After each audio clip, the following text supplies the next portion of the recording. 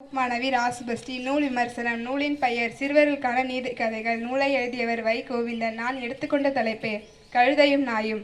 ஒரு நாள் கழுதை அது முதுகில் நிறைய பொதிகளை சுமந்து கொண்டு வந்து கொண்டிருந்தது. அதன் பின்னாலே அதை எஜமானும் ஒரு நாயும் வந்து கொண்டிருந்தார்கள். பசும் புல்தலையை பார்த்ததும் கழுதை அங்கே மேய விட்டு எஜமான் தூங்கினார். கழுதை நன்றாக மேய்ந்தது. நாய் உண்பதற்கு ஒன்றுமே இல்லை. நாய் ரொம்ப பசியா இருந்தது.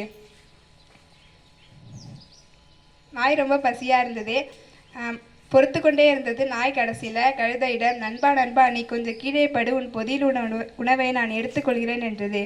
கழுதை இதை கொஞ்சம் கூட காதில் வாங்காமல் மேய்ந்து கொண்டே இருந்தது. நாய் விடவில்லை. மறுபடியும் கேட்டது. அதற்கு கழுதை, என்னப்பா அவசரம், இன்னும் கொஞ்ச நேரத்தில் எஜமான் கண் விழித்து விடுவாரே, அவர் வந்து உனக்கு உணவு அளிப்பார் என்றது.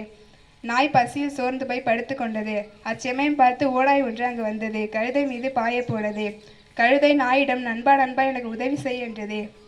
நாய் படுத்திருந்த இடத்தை விட்டு எழுந்திருக்காமலே கழுதையை பார்த்து, இன்னும் கொஞ்ச நேரத்தில் எஜமான் கண் விழித்திடுவாரே, அவர் வந்து உனக்கு உதவி செய்வார் என்றது. அதற்கு ஒரு ஓநாய் கழுதையை கொண்டு விட்டது. இதில் நீங்கள் என்ன தெரிஞ்சுக்கிறீங்க? மற்றவர்களுக்கு நாம் உதவி செய்தாதான் மற்றவங்க நமக்கு உதவி செய்வாங்க. நன்றி.